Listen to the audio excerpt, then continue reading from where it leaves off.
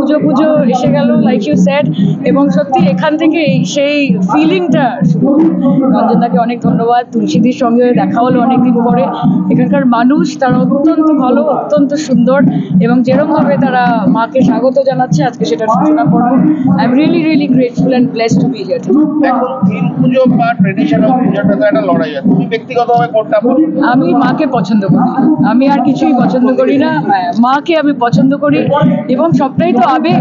Competition হোক না, কোনো অসুবিধা নেই, কিন্তু কনস্ট্রাকটিভ পজিটিভ কম্পিটিশন যাই হয় মায়ের জন্য হয়, মাকে ভালোবেসে। পুজোর সময় একটু ফুচকা খাওয়া বা একটু আড্ডা বাড়া, কিন্তু এখন রেসপন্সিবিলিটি বাড়ার পর এগুলো কি আর হবে? মানে এগুলো কি এবার ভুলেও গেছি মোটামুটি, হ্যাঁ, কিন্তু ঠিক আছে, পুজোর সময় যেটা লোকে করতে চায় সেটা করেই নেয়, এবং মানুষ যাতে নিরাপদ থাকে, যাতে আনন্দে থাকে, সেই ব্যবস্থা তৃণমূলও করবে, দিদিও করবে, আমাদের সঙ্গে যারা রয়েছে তারাও করবে, এবং সবাই ভালো থাকুক। Thank you.